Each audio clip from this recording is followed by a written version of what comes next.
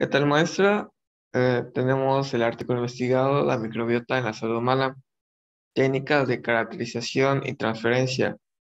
Nuestros integrantes están conformados por María Polanco Joen, Cap Moreno Román, Méndez Morales Gerardo, Ricalde Cruz Suelen, Zulo Hernández Fernando y un servidor, Pechek Rigel. Pues como introducción, tenemos que es la microbiota. Pues el término microbiota es el conjunto de microorganismos, es decir, bacterias, hongos, arqueas, virus y parásitos, los cuales residen en el cuerpo humano, que a su vez se pueden diferenciar en comensales, mutualistas y patógenos. El término microbioma hace referencia a todo el hábitat, incluidos los microorganismos, sus genes y las condiciones ambientales.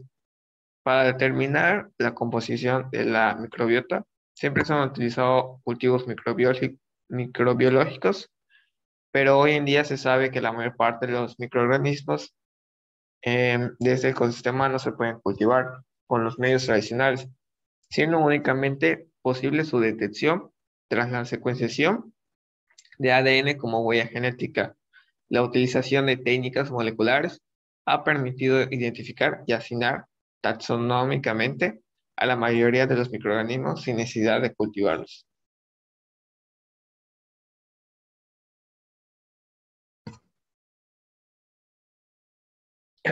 Como consideraciones clínicas, tenemos que desde el momento del nacimiento existen relaciones entre el microorganismo microbiota y las células de nuestro cuerpo, ya que ambas evolucionan con el tiempo y se van adaptando a diferentes cambios. Debido a esta enorme capacidad metabólica, se le considera un órgano impredecible de la vida. Su composición presenta particularidades y características propias de cada individuo, pudiendo variar en función de la base genética, la dieta y la interacción con el medio ambiente.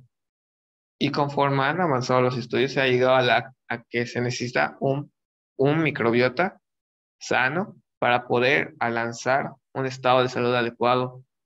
Un microbiota que podemos identificar es el intestinal, el cual puede prevenir la colonización por otros microorganismos patógenos, ayudar a digerir los alimentos, producir vitaminas B y K que el organismo no es capaz de sintetizar y finalmente, y no menos importante, estimular al sistema inmune y pues actualmente se acepta para que se pueda alcanzar un estado de salud integral para que sea necesario que nuestra microbiota, para que sea necesario para nuestra microbiota y particularmente la asociamos al trato gastrointestinal para que también esté sano.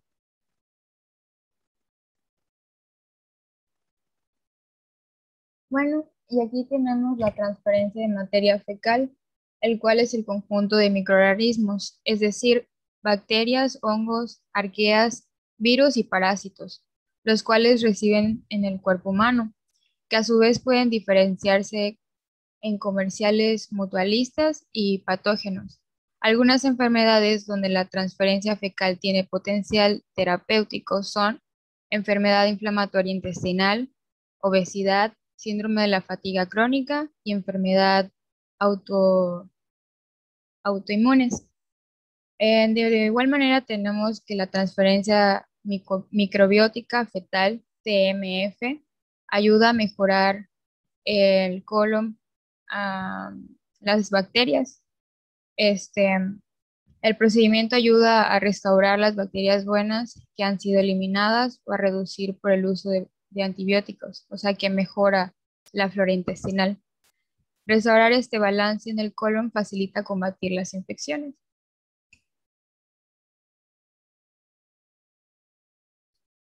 Y aquí nos encontramos con la elección de muestra, el cual es el estudio de microbiota que depende de la zona que se desea estudiar. La gran mayoría de los estudios se centran en microbiota intestinal, ya que las más numerosas y las que más se aplican están en nuestro estado de salud. Para el estudio de esta como unidad de muestra más utilizada son las heces, por la sencilla obtención no invasiva, que quiere decir cuando nos hacen las muestras de materia fecal en los laboratorios.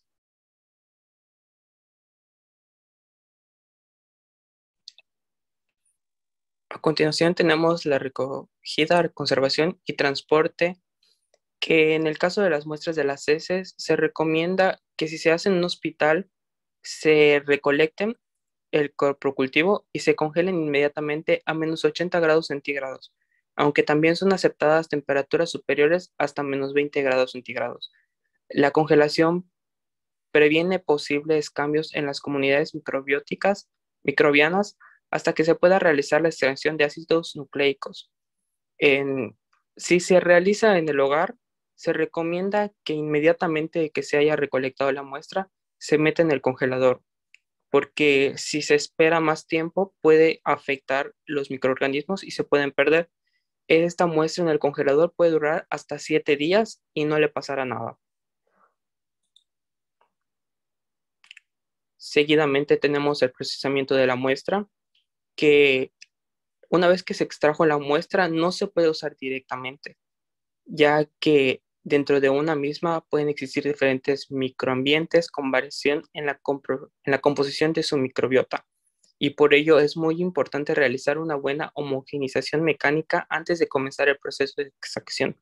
Eso quiere decir que se va a procesar ya las heces que se obtengan y vamos a agregarles agua para poder estudiar qué tipo de colonia de microbiota tenemos dentro de las heces, para así poderlas separar y obtener diferentes de soluciones, porque con estas heces se pueden crear lo que son cápsulas que se ingieren y hace que beneficie a nuestro cuerpo, porque algunas enfermedades se pueden sanar.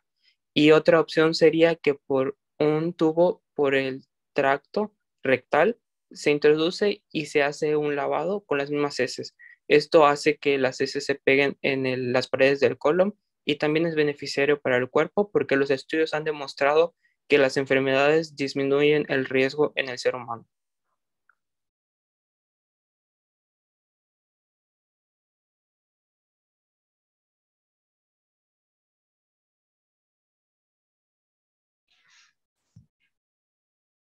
Seguido tenemos el método de secuenciación, que básicamente con el avance tecnológico en secuencias masivas se han desarrollado nuevos métodos que pueden secuenciar directamente al ADN fragmentado o amplificado sin necesidad de clonarlo. Los métodos de secuenciación tienen muchas ventajas, entre ellas un menor coste, una reducción del tiempo de preparación de las librerías y del proceso de secuenciación, y una aceptable calidad de datos, y sobre todo la generación de una gran cantidad de secuencias.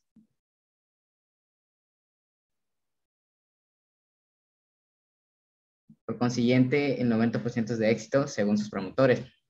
La doctora Janet Jansson es una ecologista microbiana del Laboratorio Nacional Pacific Northwest en el estado de Washington, en Estados Unidos, en que forma parte de uno de los equipos que está trabajando para demostrar la eficacia de estos trasplantes.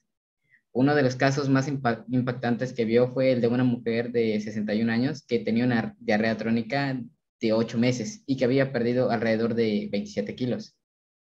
Realmente estaba en una situación desesperada por algún tipo de solución y corría el riesgo de morir por una infección, porque ningún antibiótico le daba resultados, dijo Jansson. Fue su marido el que donó una muestra de heces para el trasplante. La propia Jansson se sorprendió ante el éxito de sus resultados. Increíblemente, 2 días después podía tener heces normales. Iba al baño como cualquier persona sana. Básicamente se curó. Eso le dijo la BBC. Esto es muy inusual, añadió. Vimos cómo pasó de un estado muy enfermizo desde el punto de vista de las especies microbianas que tenía a tener una microbiana saludable, que era muy parecido al de su marido. Y básicamente sus experimentos surgieron que el procedimiento es eficaz en el 90% de los casos. Y el entusiasmo En este campo de la medición ha hecho que algunas personas hagan su propia versión en casera de trasplantes fecales. En Estados Unidos esta idea dio lugar a la creación de proyectos como el Open Biome, que es esencialmente un banco de heces, porque se decide donar heces a la ciencia. ¿Tiene algún riesgo? Básicamente la interacción entre nuestra parte humana y nuestra parte microbiana es objeto de investigación en casi cualquier enfermedad que puedas imaginar. Se ha vinculado el microbioma a enfermedades inflamatorias intestinales, a la diabetes, al Parkinson e incluso a la depresión, el autismo y así a los medicamentos contra el cáncer son eficaces o no. Pero eso significa que también podría haber consecuencias no intencionadas a un trasplante fecal. Pues básicamente ya es posible hacer que un ratón adelgace o engorde mediante el trasplante de microbioma humano de una persona delgada u obesa.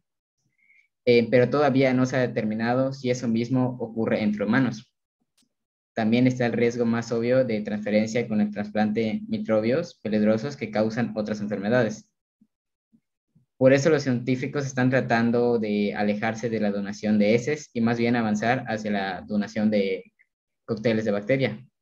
El doctor Trevor Lawley del Instituto Sanger de la Wellcome Trust de Londres dijo que este tipo de tratamientos en el futuro deberían ser más refinados y más específicos en su objetivo.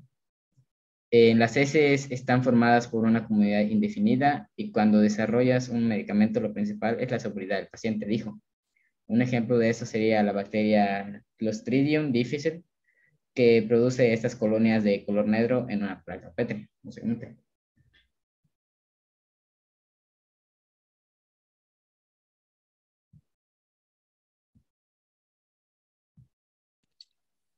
Como conclusión, tenemos que los microorganismos son importantes para el ser humano, ya que algunos ayudan a combatir algunos tipos de enfermedades específicas.